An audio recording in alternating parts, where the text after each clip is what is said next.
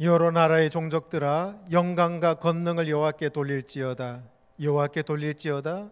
여호와의 이름에 합당한 영광을 그에게 돌릴지어다. 제물을 들고 그 앞에 들어갈지어다. 아름답고 거룩한 것으로 여호와께 경배할지어다. 아멘.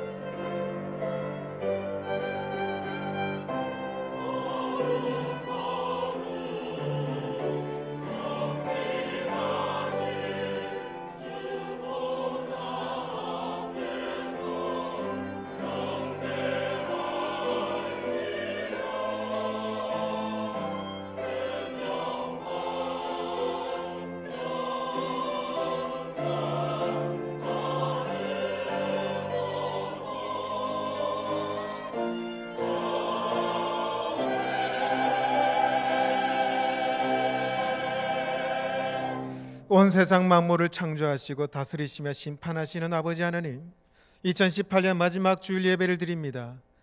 저희들은 지금까지 손살같이 지나간 시간을 아쉬워하며 하느님 앞에 서 있습니다. 안타깝고 허전한 마음을 어루만져 주시고 위로하여 주시옵소서. 한 해 동안 매일매일 순간순간 함께 하시고 생명의 길로 인도하여 주신 아버지께 감사 찬양 영광 올려드립니다. 그 사랑 그 은혜 영원토록 잊지 않게 하시고 우리의 입술에 감사와 찬송이 끊이지 않게 하여 주시옵소서. 오늘도 예배 시종을 주님께 온전히 맡겨드리며 우리 주 예수님의 이름으로 기원하옵나이다. 아멘.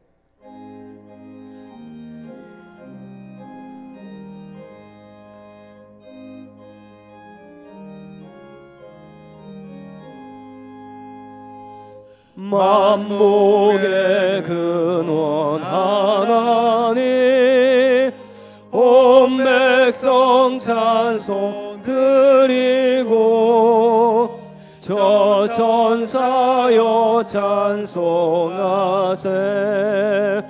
찬송 성부 성자 성령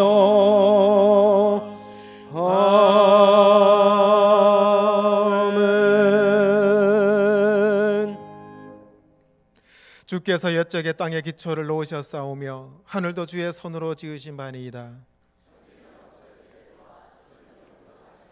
그것들은 다 옷같이 낡으리니 의복같이 바꾸시면 바뀌려니와 너희는 이전 일을 기억하지 말며 옛날 이 일을 생각하지 말라. 너희는 유혹의 욕심을 따라 썩어져가는 구습을 따르는 옛사람을 벗어버리고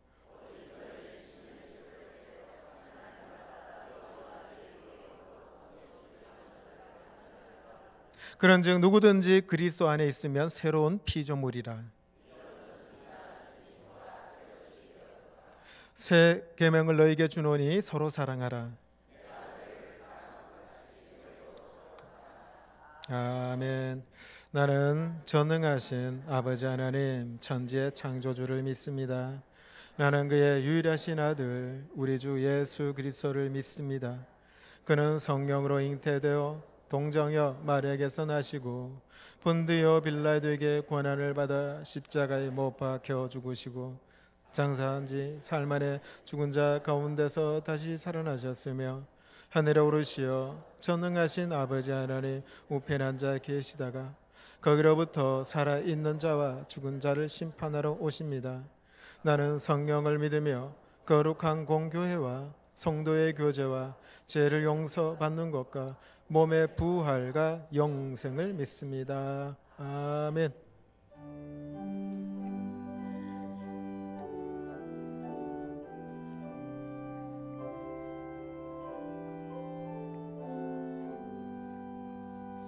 주 예수 이름 높이어 다 찬양하여라. 금멸유관을 들여서 만유의 주 찬양. 금멸유관을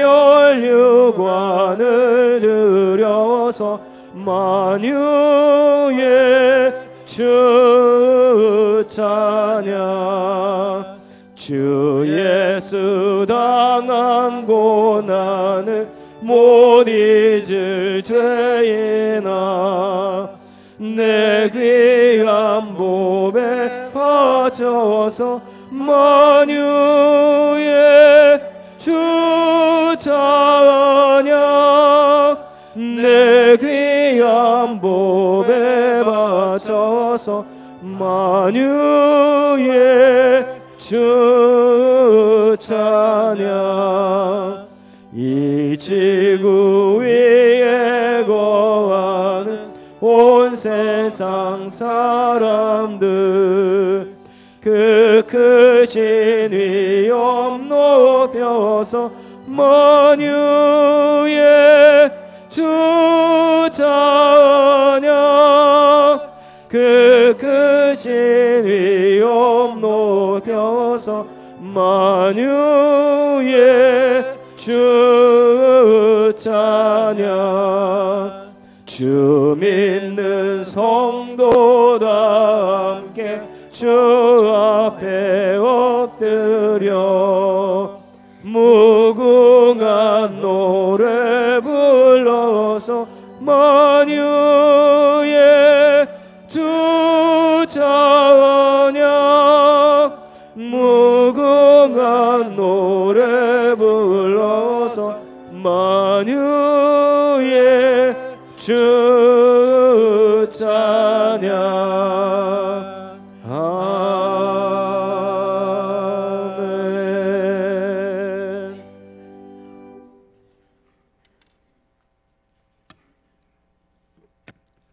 전능하신 하나님 아버지, 하루도 아버지 없이 살 수 없는 연약한 저희들이 세미를 맞으며 한 해를 돌아봅니다. 혹독한 더위와 흉흉한 경제의 가뭄 속에서도 지켜주시고 세계의 정치적인 교란 속에서도 꿋꿋이 중심을 잃지 않고 살아내게 하신 에베네셀의 하나님 아버지께 감사를 드립니다. 앞으로 살아갈 날도 녹록지 않지만 신실하신 아버지의 다함이 없는 사랑을 의지하며 시건치 않으시는 아버지의 약속을 붙잡고 살아갈 새로운 힘을 부어 주시옵소서. 공의로우신 하나님 아버지, 아버지께서 사랑하시는 오산교회를 날로 든든히 안정되게 지켜주시니 감사합니다. 앞으로의 날들에는 더욱 강건케 하시고 세상에서 수고하고 무거운 짐진 자들이 힘을 얻는 아버지의 품이 되게 하옵소서. 성도들 한 사람 한 사람 형편과 처지를 아시는 아버지, 새해에는 더욱더 성도 각 심령이 아버지와 관계가 돈독하여지고 개인적인 삶에서도 좌로나 우로나 치우치지 않고 아버지의 자녀로 굳건히 서갈 수 있는 강건함으로 채워 주시옵소서. 오산교회 공동체 안에서는 이렇게 아름다운 성전에 잘 박혀진 목과 같이 빈 곳에 구석구석을 채운 한 줌의 흙과 같이 협력하여 선을 이루어 오산교회로 아름답게 지어져 가게 도와주시옵소서. 임마누엘의 아버지 하나님, 우리가 살든지 죽든지 아버지 것임을 고백합니다. 2018년 교회 학교와 재직회와 강해와 주의 종들을 통한 갖가지 사역들로 인하여 우리 삶을 주관하신 아버지께 감사하오며 2019년 더 큰 감사와 찬송으로 더 성숙되어가는 우리들의 삶이 되도록 인도하여 주시고 성전들을 스쳐 지나갔던 아버지의 사랑하는 권석들 더욱 강건하여져서 오산교회가 날로 부흥케 도와주시옵소서. 찬양 받으시기에 합당한 하나님 아버지, 성도들의 삶이 찬양이 되게 하시고 각각의 찬양대를 축복하시옵소서. 찬양대원들의 간절한 마음을 아시는 아버지께서 모든 형편과 처지를 긍휼히 여겨주시고 더 좋은 것들로 허락하여 주셔서 성도들의 삶이 언제나 천군 천사의 찬양이 넘치게 하옵소서. 아멘. 사랑하는 주의 종 김영국 목사님을 통해서 2018년 많은 것을 실행케 하셨는데 2019년 아버지의 약속대로 더 크고 비밀한 것들을 이루시는 한 해가 되게 역사하여 주시옵소서. 아멘. 우리들의 작은 신음에도 응답하시는 하나님 아버지, 한 해를 마지막 주로 맞는 이 한 시간 신령과 진정으로 예배드릴 때 저희들에게 속한 크고 작은 문제들이 해결되고 잠잠한 가운데 임하시는 성령님 만나게 도와 주시옵소서. 아멘. 예배를 위해 은밀한 가운데 수고를 아끼지 않는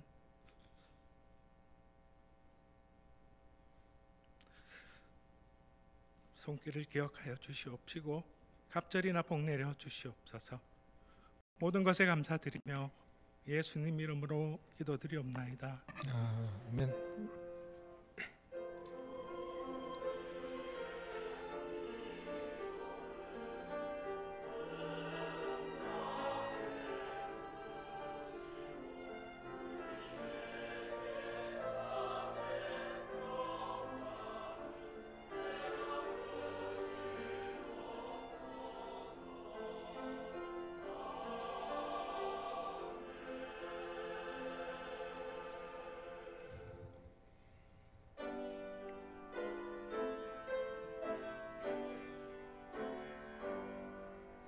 나의 보화 드리니 주여 받아 주셔서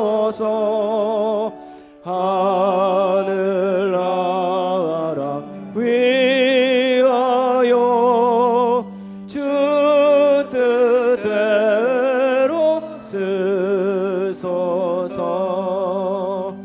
아멘.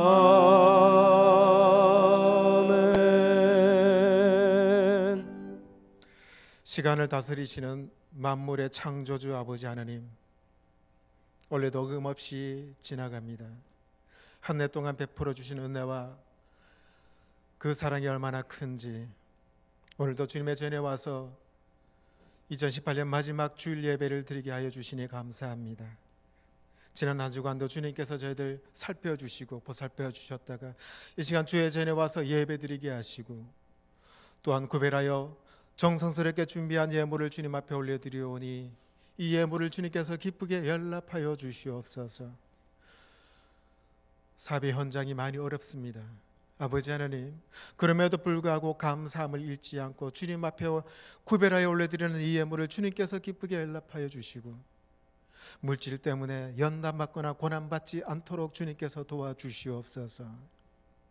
11조와 간사헌금과 또한 선교헌금, 건축헌금 여러 이름으로 올려드리는 이 예물을 주님께서 기쁘게 받아주시며 물질 때문에 고난받고 연단받아 드리지 못하는 손길도 주님께서 찾아가셔서 위로하여 주시고 그리하여 환경을 열어주시는 하나님을 경배하며 영광들 올려드릴 날이 속히 오게 하여 주시옵소서. 모든 것 감사드리며 우리 주 예수님의 이름으로 기도합나이다. 아멘. 오늘 하나님께서 우리들에게 들려주시는 말씀은 창세기 9장 그리고 베드로전서 4장의 말씀 두 곳을 보겠습니다. 먼저 창세기 9장 20절에서 27절 말씀을 먼저 보도록 하겠습니다. 구약 성경 12면에 있습니다. 창세기 9장 20절에서 27절 말씀, 이 말씀을 봉독할 때 우리 모두 살아계신 하나님의 음성으로 받아들이길 원합니다. 이것은 하나님의 말씀입니다. 노아가 농사를 시작하여 포도나무를 심었더니 포도주를 마시고 취하여 그 장막 안에서 벌거벗은지라. 가나안의 아버지 함이 그의 아버지의 하체를 보고 밖으로 나가 그의 두 형제에게 알림해 셈과 야벳이 옷을 가져다가 자기들의 어깨에 메고 뒷걸음쳐 들어가서 그들의 아버지의 하체를 덮으며 그들의 얼굴을 돌이키고 그들의 아버지의 하체를 보지 아니하였더라. 노아가 술이 깨어 그의 작은 아들이 자기에게 행한 일을 알고 이에 이르되 가나안은 저주를 받아 그의 형제의 종들의 종이 되기를 원하노라 하고 또 이르되 셈의 하나님 여호와를 찬송하리로다. 가나안은 셈의 종이 되고 하나님이 야벳을 창대하게 하사 셈의 장막에 거하게 하시고 가나안은 그의 종이 되게 하시기를 원하노라 하였더라. 아멘. 베드로전서 4장 7절에서 8절 말씀입니다. 신약성경 381면에 있습니다. 만물의 마지막이 가까웠으니 그러므로 너희는 정신을 차리고 근신하여 기도하라. 무엇보다도 뜨겁게 서로 사랑할지니 사랑은 허다한 죄를 덮느니라. 아멘.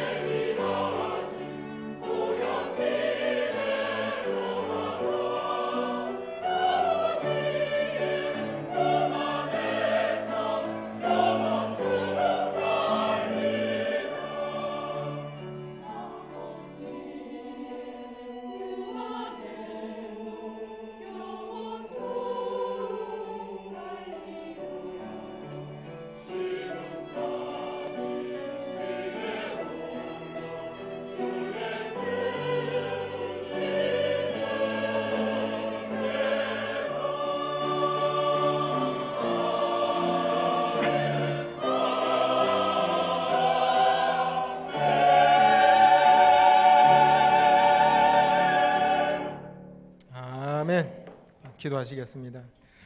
아버지 하나님, 그렇습니다. 지금까지 살아온 건 다 주님의 은혜인 줄 압니다. 2018년 한 해를 주님의 은혜 가운데 여기까지 오게 해주신 에베네셀 하나님을 경배 찬양합니다. 오늘 예배 가운데 임재하실 주님을 온전히 만나게 하시고, 이제 2018년을 보내기 전에 다시 한번 주님의 은혜와 사랑을 깨닫게 하시고 2018년을 주님 안에서 은혜롭게 보낼 수 있도록 오늘 우리들이 주님께서 주시는 말씀에 집중하게 하여 주시옵소서. 말씀 전하는 자 많이 부족하고 연약합니다. 감추어 주시고 우리 주 주님의 음성을 듣게 하시고 주님의 영광만 바라보게 하여 주시옵소서. 예수님의 이름으로 기도합나이다. 아멘. 여러분, 물음표 어디서 유래되었을까요? 어떤 분은 얘기합니다. 로댕에 생각하는 사람에서부터 왔다. 그러고 보니까 닮긴 좀 닮았어요. 근데 아닙니다. 어떤 분은요, 물음표는 고양이에게서 왔대요. 그럼 고양이, 동물 중에 가장 호기심이 많아요. 길 건너 궁금한 것이 있으면 차가 오는데도 모르고 건너가서 치여 죽는 고양이 많습니다. 호기심이 고양이를 죽였다라는 영국 속담이 있어요. 이 고양이 꼬리가 물음표 닮았어요. 호기심도 많고, 그래서 고양이를 본다 해서 물음표가 오지 않았나 얘기합니다. 아닙니다. 물음표는요, 라틴어 캐스티오라는 말에서 왔어요. 캐스티오. 물음표가 생겨나기 전에 음음으로 끝나는 모든 문장마다 이 캐스티오를 썼는데, 근데 여간 불편한 게 아니에요. 이게 철자가 많죠. 그래서 맨 앞에 Q와 마지막 O를 줄여서 간소화했습니다. 그런데 시간이 지나가서 이 소용돌이와 이 점으로 이루어진 현재 기호로 단순화했던 겁니다. 자, 그러면은 여러분, 느낌표는 어디서 유래됐을까요? 느낌표 역시 헬라어 I와 O에서 유래가 됐습니다. O는 떨어져 버리고 I만 이제 남게 되는데요. 그래서 느낌표 위에 큰 막대기 밑에 점으로 이렇게 형상화되었습니다. 이 느낌표는 감격할 때 나오는 감탄사로 대표가 되죠. 이 물음표와 느낌표와 관련해서 유명한 얘기가 있어요. 장발장 레미제라블을 쓴 빅토르 위고라는 사람이 있죠. 근데 이 사람이 세상에서 가장 짧은 편지를 쓴 것으로 유명해요. 이 빅토르 위고가 평생에 걸쳐서 레미제라블, 이 장발장 소설을 썼는데, 그래서 출판사에 넘겼습니다. 그리고는 독자들의 반응이 굉장히 궁금해졌어요. 그래서 출판사 사장에게 한 통의 편지를 써보냈는데, 그 편지가요, 물음표 하나만 써서 보냈습니다. 작품에 대해서 자신이 없었던 거죠. 그리고 묻는 것 자체가 쑥스럽다고 생각해서 상징적인 의미로 고개를 숙이고 뭔가 골똘히 생각하는 사람의 형상, 그 물음표만 딱 써서 보냈어요. 그랬는데 역시 재기발랄한 출판사 사장이 빅토르 위고요, 당신의 이 글이 생각만큼 얼마나 큰 폭발적인지 모릅니다. 반응 참 좋습니다. 이런 뜻으로 느낌표 하나 적어 보냈어요. 여러분은 평소 사실 때요, 느낌표를 잘 구사합니까? 아니면 물음표를 잘 구사합니까? 예를 들어서요, 누군가가 약속 시간이 지났는데 꽤 늦었어요. 그러면은, 아니 늦으면 어떻게 해? 왜 늦었어? 물음표 먼저 던집니까? 아니면은, 아니 무슨 일이 있었길래 오늘하고 힘들었겠다, 이런 느낌표를 먼저 던집니까? 실수한 사람이 있으면은 그에게, 아니 도대체 실수한 이유가 뭐예요 도대체? 이렇게 물음표를 먼저 던집니까? 아니면 속 상하지만은 그럴 수도 있지, 다음에는 잘하면 돼, 이런 느낌표를 먼저 줍니까? 여러분, 인간관계에서요, 물음표는 부정적이고 강압적이에요. 그러다 보니까 따지고 추궁하고 의문을 제기하죠. 근데 반면에 느낌표는요, 긍정적이고 부드럽습니다. 상대방에게 여유 주고 배려를 해줘요. 느낌표는 감동을 전해주고 격려하고 공감을 표해줍니다. 이런 면에서 우리 주님은 항상 우리에게 느낌표셨죠. 있는 모습 그대로 인정하고 다 받아주셨어요. 율법의 잣대를 들이밀어서 물음표 던지지 않으셨어요. 너 왜 그랬어? 다그치기 보다가 연약함을 보시고 그랬구나 받아주십니다. 주님은 징계하기보다가 스스로 깨닫게 하시고 재촉하기보다가 참고 인내하셨죠.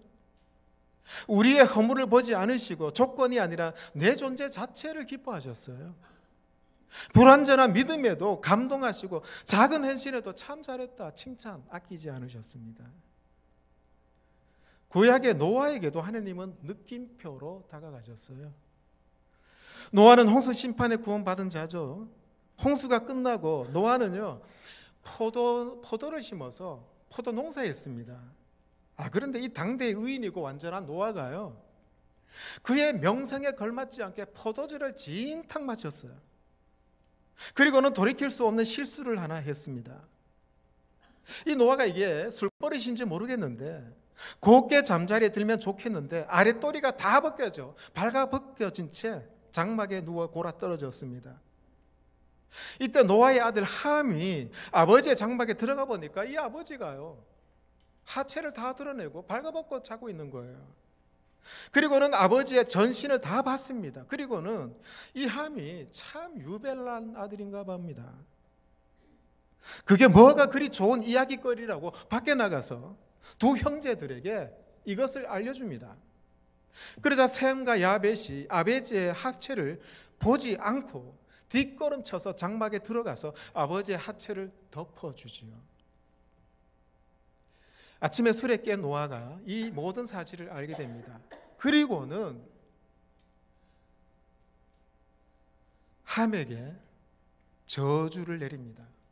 이에 이르되 가나안은 저주를 받아 그의 형제의 종들의 종이 되기를 원하노라. 가나안은 함의 아들이거든요. 함의 후손의 대표적인 이름이 가나안이기 때문에 노아는 이 가나안을 저주한 거예요. 노아는 함의 아들 가나안이 단지 형제의 종이 되라 이렇게 얘기한 게 아니라 형제들의 종들 그리고 그 종들의 종이 되라 이렇게 저주로 선포해버리고 말았습니다. 종의 종이 된 거예요. 별을 단 장군이 한순간 실수로 이등병으로 강등된 것보다 더 비참한 형벌을 받게 된 거죠. 이 반면에 아버지의 하체를 가려준 셈과 야벳은 어떤 복을 받았어요? 또 이르되 셈의 하나님 여호와를 찬송하리로다. 가나안은 셈의 종이 되고 하나님이 야벳을 창대하게 하사 셈의 장막에 거하게 하시고 가나안은 그의 종이 되게 하시기를 원하노라 했더라. 노아는 자신의 잘못을 덮어준 아들들에게는 큰 복을 빌어주고 자기의 허물을 덮어주지 아니하는 함에게는 큰 저주를 내렸어요.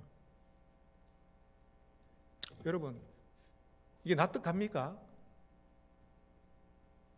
함이 아버지의 치부를 드러낸 것은 분명 잘못된 것이죠.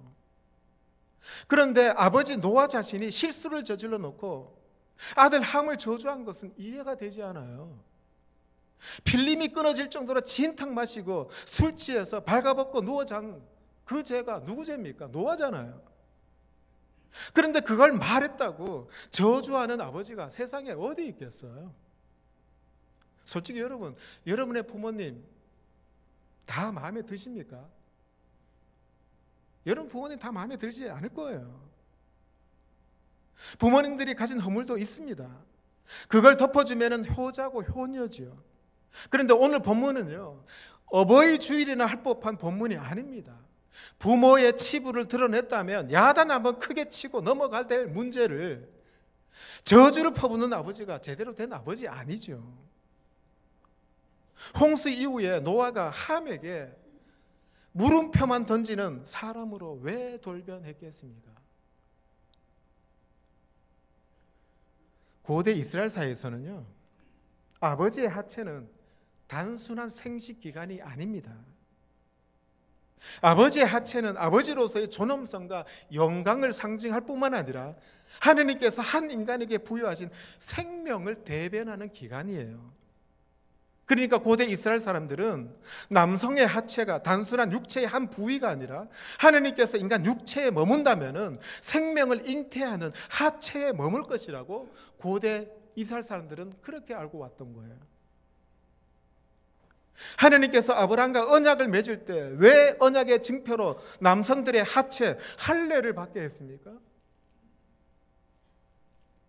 하루에 몇 번씩 남성들이 볼일을 보면서 하나님을 기억하는 거예요. 하나님과 맺은 언약을 상기하도록 믿음을 세워주는 기간이 남성의 하체입니다. 함이 저주받은 이유 여기 있어요. 아버지에게 마땅히 드려야 될 존경과 예의를 갖추지 않았을 뿐만 아니라 하나님의 영광을 상징하는 신체 기관 하체를 봤다면 당장에 고개를 돌리고 뒷걸음치고 나와서 옷을 덮어줘야 되죠. 그리고 생과 야벳에게 알리지 말아야 합니다. 우연히 아비의 허물을 봤다면 동네방네 외치고 다닐 것이 아니라 혼자만 알고 덮어줘야 되죠. 그는 아버지의 하체를 봤다는 것을 조롱하며 다녔을 것이 분명합니다. 이것이 아버지뿐만 아니라 하나님을 욕되게 한 거예요. 노아는 의인이고 당대의 완전한 자다. 그는 하나님과 동행했다. 성경은 그를 소개합니다. 노아 때문에 그의 식구들이 홍수 시판에서 면하게 된 거죠. 남편이 노아니까, 아버지가 노아니까, 시아버지가 노아니까 가족들이 덤으로 살아나게 된 거예요. 하나님께서 노아 가족들의 허물과 죄를 덮어줬기 때문에 살아남게 된 거죠. 노아의 아들 함도 마찬가지. 하나님께서 노아만 살리려고 하셨지만은 노아를 통해 제2의 인류를 허락하시기 위해 함의 허물을 덮어준 거예요. 노아 가족들이 방주에 들어갔을 때 누가 방주 문 닫아주셨어요? 하나님이 닫아주셨잖아요. 하나님이 그에게 명령하신 대로 들어가매 여호와께서 그를 들여보내고 문을 닫으시니라. 하나님께서 방주의 문을 닫으시니까 방주가 완벽한 방수가 되었어요. 비가 새지 않았고 바닷물도 조금도 방주 속으로 침투해 오지 못했습니다. 하나님께서 덮어준 거죠. 덮어주시는 하나님의 은혜가 노아와 가족들, 특히 함에게 임한 거예요. 그런데 함은 아버지의 하체를 폭로함으로써 하나님의 덮어주시는 은혜를 무시하고 말았어요. 이것이 함이 저주받게 된 겁니다. 여러분, 성경을 읽어보면 온통 죄와 허물을 덮으시는 하나님의 은혜로 채워져 있다라고 해도 과언이 아닙니다. 아담과 하와가 범죄하고 나서 서로 부끄러웠잖아요. 그래서 무화과 나무 잎으로 치마를 해서 부끄러운 치부를 가렸어요. 그러자 하나님께서 그들에게 짐승의 가죽으로 그들의 부끄러움을 가려주셨죠. 덮어주셨습니다. 이스라엘의 가장 큰 명절이 유월절입니다. 유월절도 하나님의 덮어주시는 은혜가 있어요. 어린 양의 피를 바른 이스라엘 집은 그냥 넘어가 준 겁니다. 수많은 이스라엘 사람들 가운데 죄와 허물이 없는 집이 왜 없었겠어요? 그런데 양의 피를 문서주에 바르면은 하나님께서 그냥 덮어주시고 넘어가신 거예요. 어느 강야에서 모세가 주님, 하나님의 영광이 몹시 보고 싶었습니다. 그래서 하나님께 기도했어요. 하나님의 영광을 보여주십시오. 그래서 하나님께서는 너 내 얼굴 못 본다. 정 보고 싶다면 너 반석 위에 서봐라. 이러시면서 이렇게 말씀하세요. 내 영광이 지나갈 때에 내가 너를 반석 틈에 두고 내가 지나가도록 내 손으로 너를 덮었다가 손을 거두리니 네가 내 등을 볼 것이요 얼굴은 보지 못하리라. 하나님의 얼굴을 보고서는 살 수가 없기 때문에 모세를 바위 틈 사이에 두고 하나님의 손으로 그를 덮으셨어요. 그리고는 모세는 지나가는 하나님의 등만 봤습니다. 얼굴은 보지 못하고. 만약에 하나님의 손이 모세를 덮지 않았다면 모세는 죽었습니다. 하나님은 모세에게 두 번째 돌계명을 허락하셨죠. 처음 돌계명은 금송아지 숭배로 모세가 깨뜨려버렸어요. 두 번째 돌계명은 언약궤 안에 보관되어 있습니다. 하나님께서는 돌계명을 담은 언약궤 상자에 반드시 뚜껑을 만들어 덮어놔야 합니다. 돌계명을 덮는 뚜껑, 즉 언약궤 윗뚜껑을 속죄소라 해요. 여기 보시다시피 두 그룹이 마주보고 연결되어 있습니다. 언약궤 윗뚜껑 속죄소를 다른 이름으로 시은자라고 해요. 시은자. 은혜가 베풀어지는 자리죠. 여기에 대제사장들이 짐승의 피를 들고 가서 언약궤 이 윗뚜껑, 이 속죄소에 뿌리고 발랐습니다. 여기에 참 중요한 의미가 있어요. 인간이 하느님께 죄의 가리움을 받는 것을 말합니다. 율법대로 하면 살아남을 사람 아무도 없지만 언약궤를 덮어두는 속죄소가 있기 때문에 우리 죄가 덮어진다는 거죠. 만약에 이 언약궤에 이 속죄소 뚜껑이 열려지면 어떻게 될까요? 살아남을 사람 아무도 없습니다. 속죄소로 언약궤가 덮여 있기 때문에 우리의 허물과 죄가 가려지고 지금까지 살아오게 된 거죠. 우리는 죄의 심각성과 허물을 깨닫지 못한다면 어떻게 될까요? 처음에 주님을 믿고 성령께서 나에게 임하셨다는 증거가 뭡니까? 우리 모두는 다 공통적으로 느껴요. 경험합니다. 내 죄와 내 허물이, 내 더러움이 얼마나 큰지 울면서 하나님 앞에 용서해달라고 기도했잖아요. 이거 모든 믿는 자에게 나타납니다. 십자가에 달리신 주님과 함께 내가 죽었습니다. 그런데 하나님께서 내 죄와 내 허물을 덮어주시고 주님과 함께 영광스러운 부활로 거듭나게 하셨다는 그 사실을 믿고 지금까지 여기까지 왔잖아요. 그런데 오늘 복음의 능력이 사라진 이유가 뭡니까? 내가 얼마나 허물 많은 죄인인지 하나님 앞에, 말씀 앞에 날마다 확인받지 못하기 때문에 그래요. 하나님, 이 죄인을 다시 긍휼히 여겨 주십시오. 불쌍히 여겨 주십시오. 주님의 은혜로 내 추악한 죄를 덮어 주십시오.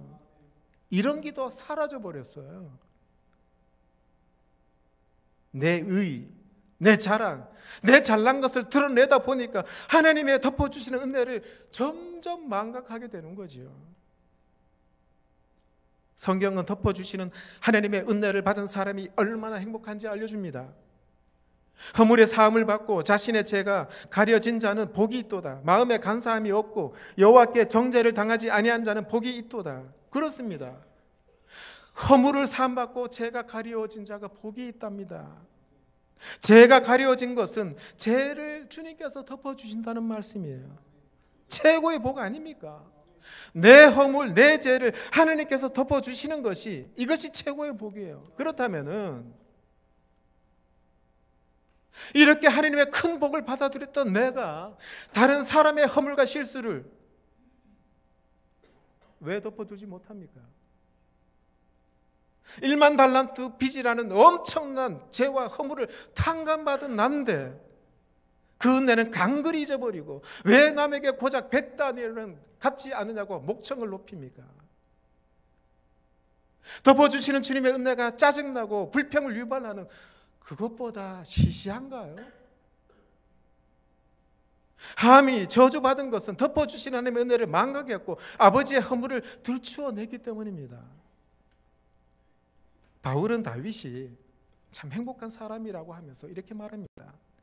일한 것이 없이 하나님께 의로 여기심을 받은 사람의 복에 대하여 다윗이 말한 바 불법이 사함을 받고 죄가 가려짐을 받은 사람들은 복이 있고 주께서 그 죄를 인정하지 아니하실 사람은 복이 있도다 함과 같으니라.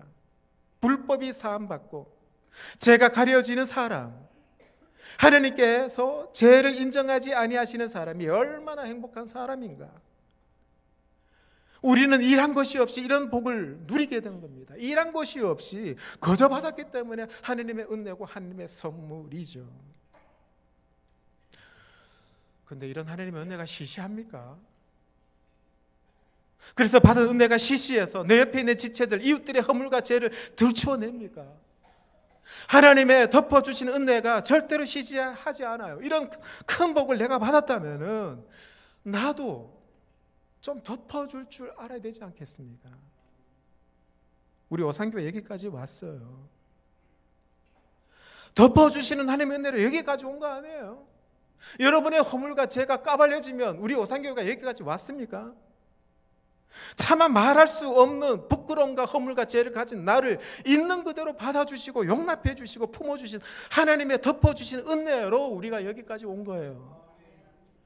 그런데 함처럼 남의 허물과 죄를 퍼나르기에 바쁘지 않으셨는지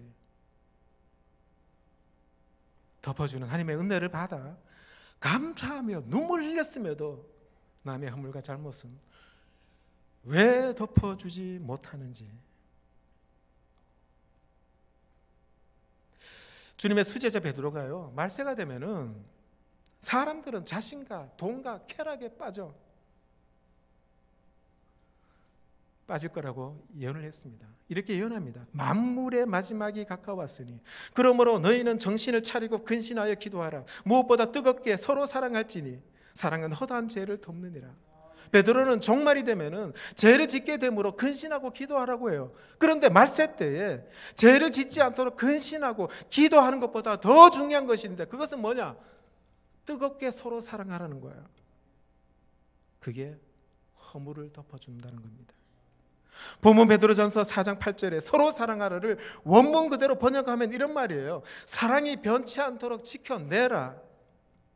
이 명령 뒤에 접속사 왜냐하면이 있습니다. 원문에 보면은 헬라 원문 그대로 4장 8절을 번역하면 이렇습니다. 무엇보다 가장 먼저 사랑이 변치 않도록 지켜내라. 왜냐하면 사랑은 허다한 죄를 덮기 때문이다.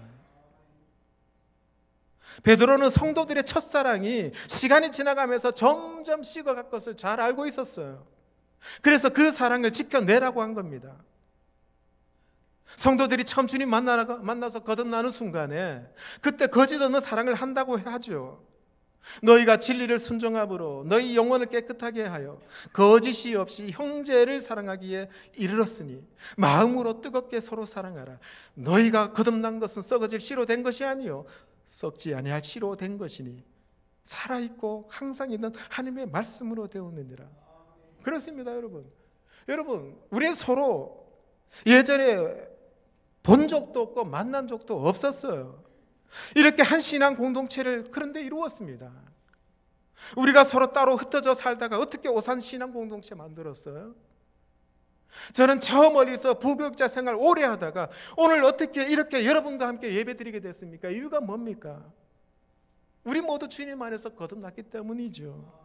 노력해서 생긴 게 아니라 주님께서 우리를 만나주셔서 거듭나게 하셨고 그 순간에 거짓 없는 사랑이 그때부터 시작되었기 때문입니다. 그런데 안타깝게도 그 사랑이 점점 변질되어 가요.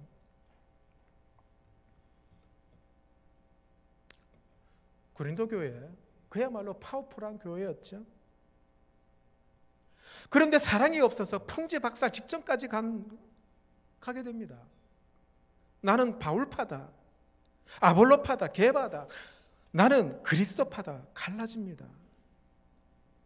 고린도 교회에 잘난 교인들 많았어요. 자연한 거리, 교만한 교인들 많았습니다. 교만해져서 다른 사람 판단합니다. 그래서 바울이 말합니다. 사랑은 교만하지 않고 자랑하지 않는 것이다. 고린도 교인들은 서로 온유하지 못했습니다. 눈에 드러나는 불의에 참지 못하고 세상 법정까지 성도들을 끌고 가서 불신자들의 손에 판단을 받게 되는 지경까지 가게 돼요. 그래서 바울은 말합니다. 사랑은 오래 참고 온유하며 썩내지 않는다. 더구나 그들은 서로 용납하지 못했습니다. 교회 안에 우상에게 바쳐진 재물을 먹는 문제로 다툼이 일어났어요. 생각이 달랐죠. 바울은 우상 재물도 음식일 뿐인데 누군가가 실족한다면 나는 평생 우상 재물 먹지 않겠다 선포합니다. 진리 문제가 아닌데 단지 생각 차이, 입장 차이가 사랑의 장애물이 될 수 없다는 거예요. 고린도 교회 성도들은 무례하고 자기 유익만 구했던 교회입니다. 바울 당시에 예배는 고린도 교회 예배는 식사와 함께 진행이 되었어요. 근데 먼저 온 성도들이 음식이 많으니까 배가 터지게 먹었습니다. 먼저. 근데 나중에 일하고 온 사람들은 먹을 것이 없는 거예요. 배려도 없고 예의도 없는 교회였습니다. 자기 위기 먼저였죠. 그들의 예배는 엉망진창입니다. 그들 가운데 기도, 예언, 치유 잘하는 은사 받은 사람이 많았습니다. 근데 받은 은사로 어떻게 남을 섬길까 이런 생각이 아니라 자기 은사 뽐내기에 바빴어요. 순서도 없고 질서도 없습니다. 은사는 가졌지만 사랑이 없습니다. 자기 유익만 높이고 배려가 없는 그것이 그들이 처음 거듭나서 받은 사랑이 점점 사라지게 되죠. 처음 사랑이 변질되는 것은 죄의 습성 때문에 그래요. 인내하지 못하고 온유하지 못하고 시기하고 자랑하고 교만하고 분내고 무례하고 서로 믿지 못해서 허물을 들추어낸다면 처음 갖췄던 사랑이 급격하게 다 까먹고 맙니다. 그래서 베드로가 명령해요. 무엇보다 가장 먼저 사랑이 변치 않도록 지켜내라. 왜? 사랑은 허다한 죄를 덮기 때문이다. 오상교회 성도 여러분, 기도해야 되죠. 섬겨야 합니다. 말씀을 읽어야 됩니다. 그런데 가장 먼저 선행돼야 될 것이 사랑이 변치 않도록 지켜내는 거예요. 왜? 그 사랑은 허물을 덮어주기 때문이다. 사랑이 없이 기도 됩니까? 여러분 솔직히 얘기해 보십시오. 사랑이 없이 섬김이, 제대로 된 섬김이 가능합니까? 바울은 사랑이 없으면 아무것도 아닌 것을 외친 이유가 여기에 있어요. 베드로도 바울처럼 외칩니다. 무엇보다 가장 먼저 사랑이 변치 않도록 지켜내라. 왜냐하면 사랑은 허다한 죄를 덮으니까. 물론 덮어준다는 건 오해를 해서는 안 돼요. 은혜가 은혜니까 그냥 눈 감아주자, 모른 척 하자, 이 말 아닙니다. 여기서 그런 의미가 아니에요. 죄가 없는 것처럼 넘어가자는 말이 아닙니다.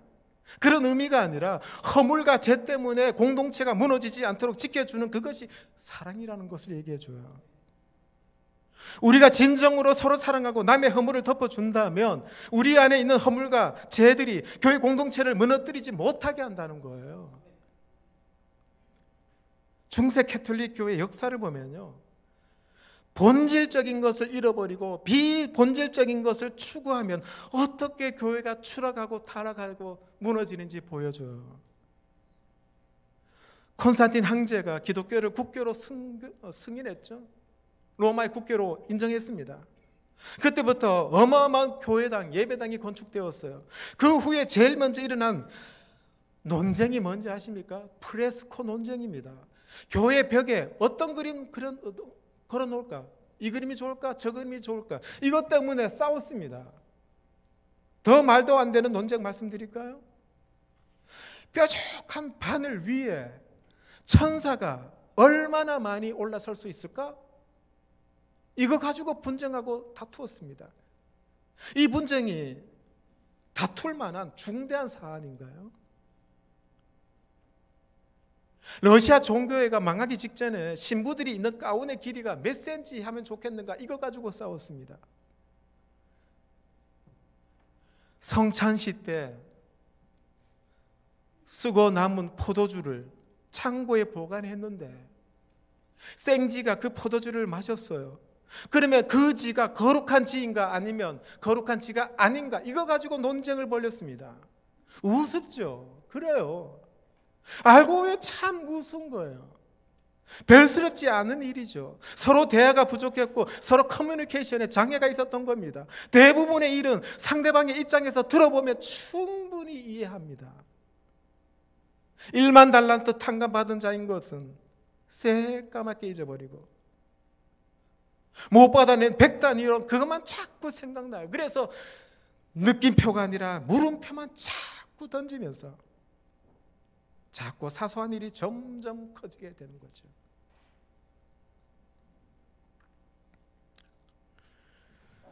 여러분, 하나님이 기뻐하시는 교회는 기본에 충실한 교회입니다. 교회 본질 뭡니까? 주님께서는 교회 본질을 명확하게 말씀하셨어요. 주님의 몸된 지체로서 위로는 하나님을 전심전력으로 사랑하고 성도들과 이웃을 내 몸처럼 사랑하는 거, 이거 아닙니까? 어떻게 하면은 덮어주신 하나님의 은혜에 감사하며 감격하며 나도 주님처럼 성도들을 사랑할까? 이게 교회의 본질이잖아요. 그런데 우리는 너무 비본질적인 것에 온 지인을 다 빼앗겨버립니다. 온 성도들이 힘을 합해서 전진하기도 벅찬데 이래서야 우리 오산교가 전진할 수 있겠어요? 지난주에 우연히 골목길을 걷다가 참 오랜만에 연탄 봤습니다. 연탄 보면서 깨닫는 게 있어요. 누군가가 수고스럽게 밤에 갈아주어야 따뜻한 겨울밤을 지냅니다. 연탄 갈 때 대충 새 연탄 위에 올려놓으면 안 돼요. 19개의 구멍을 잘 맞춰야 됩니다. 구멍이 잘 맞지 않으면 불이 잘 타오르지 않죠. 그렇습니다. 다른 성도들의 마음을 알고 포용할 줄 알아야 돼요. 그리고 사명을 다한 연탄, 새까만 후배 생연탄 밑에 깔려줘야 돼요. 낮아지고 낮아져야 되는 거죠. 또한 수명이 다 된 연탄재는 한겨울 얼음판 위에 미끄럼용 방지용으로 자기 몸이 부서집니다. 끝까지 자기를 희생한다는 거예요. 교회를 위해서, 성도를 위해서. 이것을 본 시인 안도현 씨가 시를 썼어요. 연탄재 한 발로 차지 말아라. 너는 누구에게 한 번이라도 뜨거운 사람이었느냐? 자신의 몸뚱아리를 다 태우며 따끈따끈한 아랫목을 만들던 저 연탄재를 누가 함부로 발로 찰 수 있는가? 자신의 목숨 다 버리고 이제는 하얀 껍데기만 남아있는 저 연탄재를 누가 함부로 발길질을 할 수 있다는 건가? 성도 여러분, 나는 누군가를 함부로 판단하고 비방하고 범죄할 자격이 있습니까? 나는 한 번이라도 연탄처럼 누군가를 위해서 헐렁 타올라 본 적이 있으십니까? 내 허물과 내 죄를 덮어주신 하나님의 은혜에 감동하여 남의 허물과 남의 잘못을 덮어준 적이 있습니까? 그렇지 않다면 연탄재 함부로 차지 마십시오. 벌이 침을 쏘면 맞는 사람도 고통스럽지만 벌도 그 자리에서 죽고 말아요. 남의 허물과 남의 잘못을 험담하고 들추고 비방하는 것은 벌처럼 상대방에게 아픔과 고통을 줄 뿐만 아니라 내 영혼도 치명타를 입게 돼요.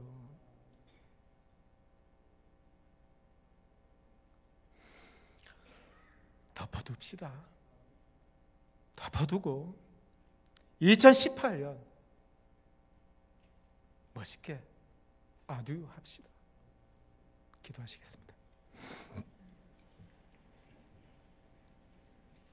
아버지 하나님, 오늘 이 시대 우리는, 그리고 나는 함이었습니다.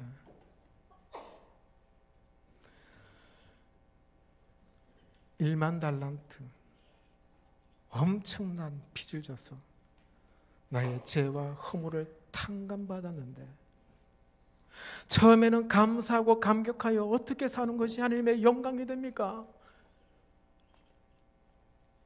기도했던 내가, 그리고 우리가 점점 죄의 습성에 빠져서 자꾸 백단이려온 나에게 갚지 않는 사람이 눈에 보입니다.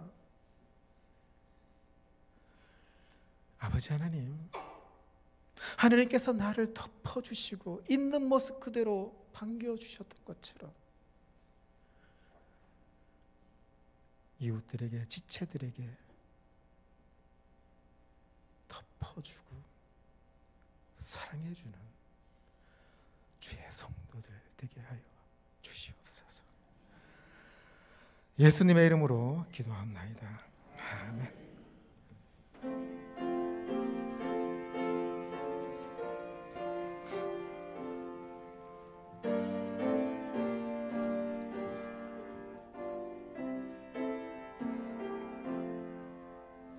그 주와 함께 나 죽었으니 그 주와 함께 나 살았도다. 영광의 그날에 이르도록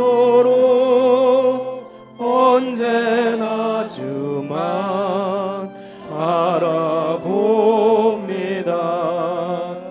언제나 주는 날 사랑하사 언제나 새 생명 주시나니 영광의 그날을 이르도록 언제나 주만 바라봅니다. 마음속에 시험을 받을 때와 뜨거운 근심이 있을 때에 주께서 그때도 같이 하사 언제나 나를 도와주시네. 언제나 주는 나 사랑하사 언제나 새 생명 주시나니 영광의 그날을 이르도록 언제나 주만 바라봅니다. 뼈 아픈 눈물을 흘릴 때와 쓰라린 마음으로 탄식할 때 주께서 그때도 같이 와서 언제나 나를 생각하시네. 언제나 주는 날 사랑하사 언제나 새 생명 주시나니 영광의 그날에 이르도록 언제나 주만 바라봅니다.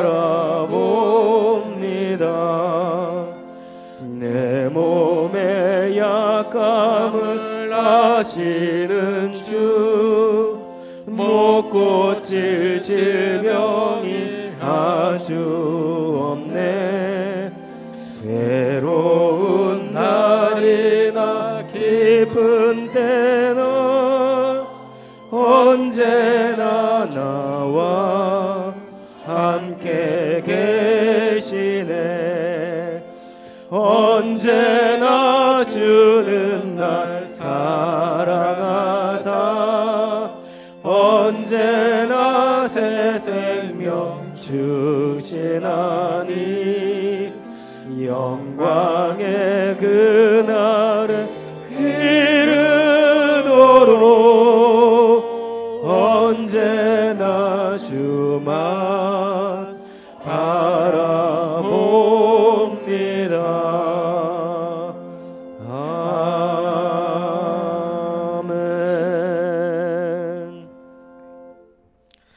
지금은 우리 주 예수 그리스도의 크신 은혜와 하나님의 놀라우신 사랑과 성령 하나님의 감화 감동 교통 역사 충만하심이 주님처럼 덮으며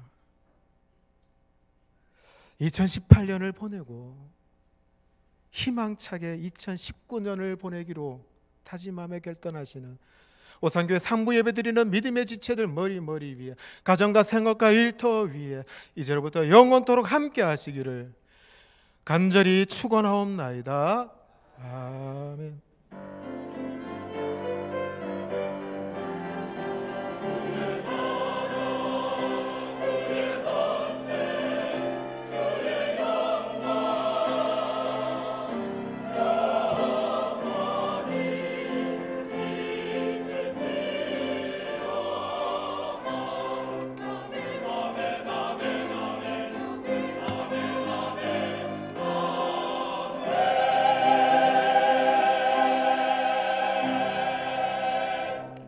예, 자리에 잠시 앉아 주시기 바라겠습니다. 오늘은 명예건사 추대식을 갖도록 하겠습니다. 우리 당의 서기이신 우리 서순도 장로님, 오늘 추회원 이순선 A, 박정은 지사님들이 명예건사로 추대되십니다. 예, 추대식 잠깐 갖도록 하겠습니다. 나오십시오. 우리 추대되신 분들도 앞으로 좀 나오십시오. 서 계셔야 되나요? 위에, 예, 위 쪽으로 올라오시죠. 예.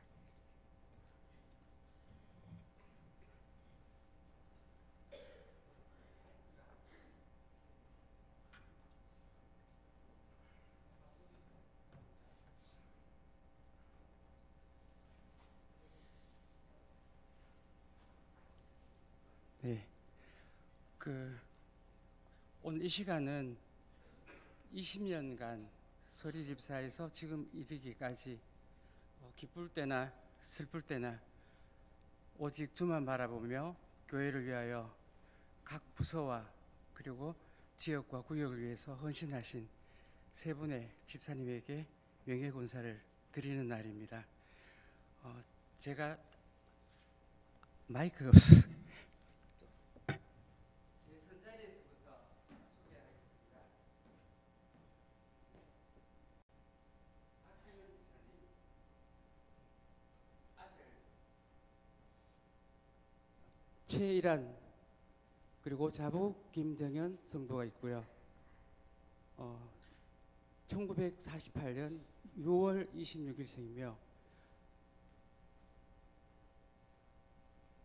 1996년부터 92년부터 지금 오늘에 이르기까지 서리 집사로 재임해 오셨습니다.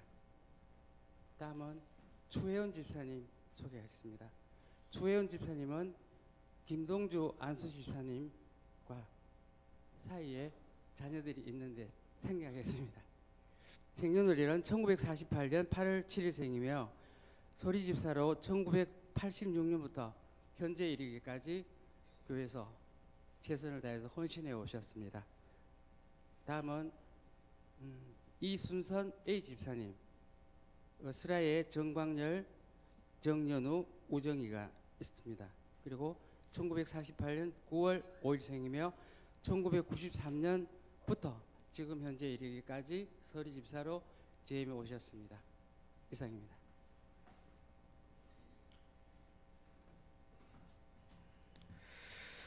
예, 이 시간 그러면 꽃다발 증정식을 먼저 하도록 할까요? 예, 뒤로 돌아주셔서 꽃다발 전달식을 갖도록 하겠습니다. 그동안 교회를 위해서 참 수고 많이 하셨고요. 꽃다발 증정식 하실 때 박수로 보내주시기 바랍니다. 또 우리 가족분들도 혹시 뭐 꽃다발 갖고 오셨으면 가족분들도 꽃다발 전달해 주시면 감사하겠습니다.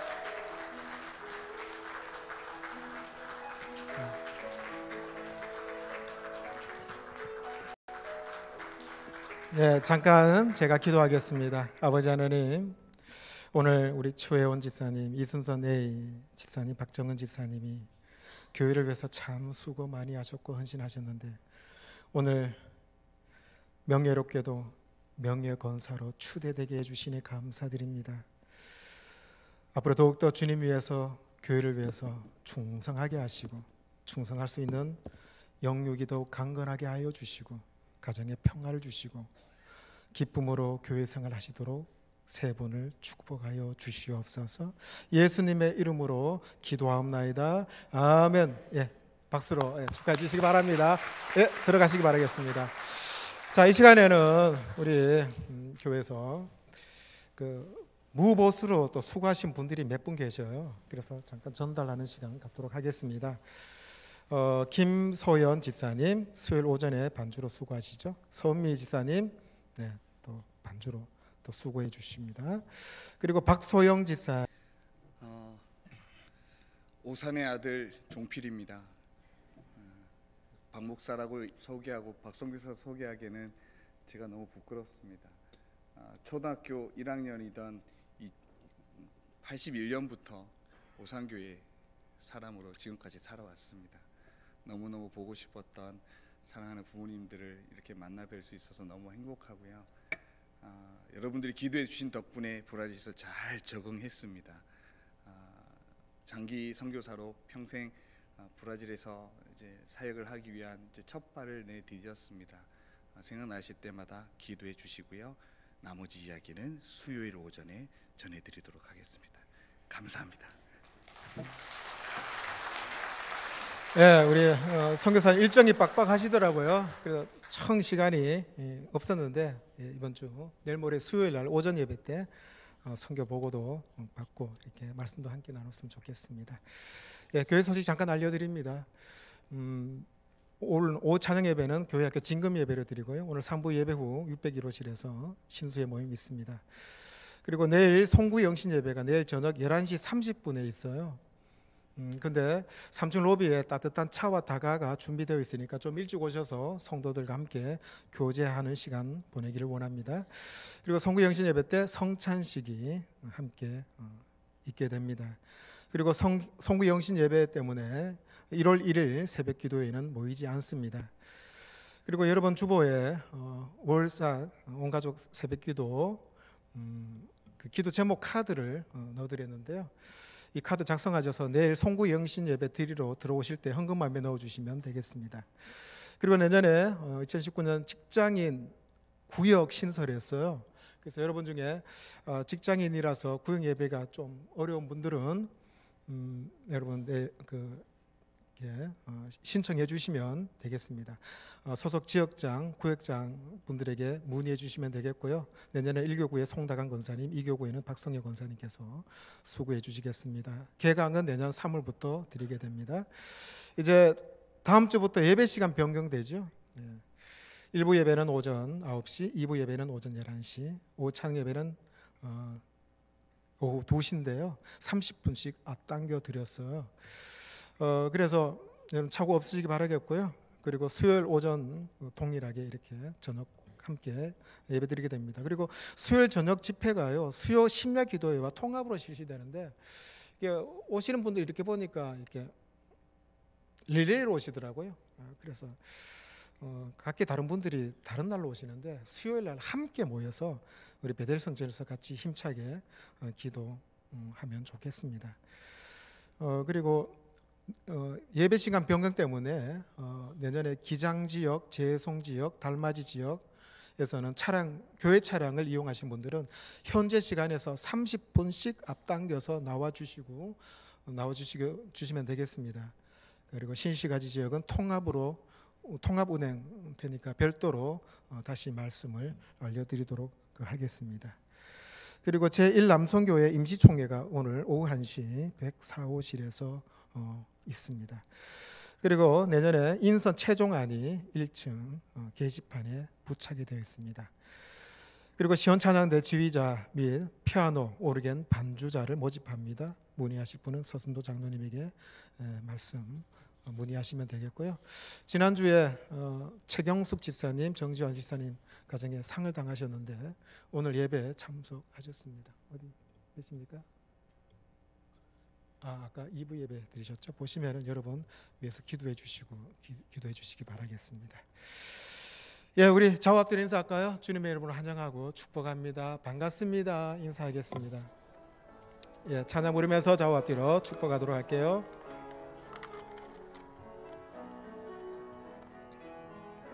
너는 시냇가에 심은 나무라 하나님의 사랑 안에 믿음 뿌리 내리고 주의 뜻대로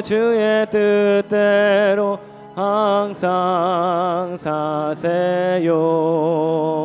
너는 시냇가에 심은 나무라 하나님의 사랑 안에 믿음 뿌리 내리고 주의 뜻대로 항상 사세요.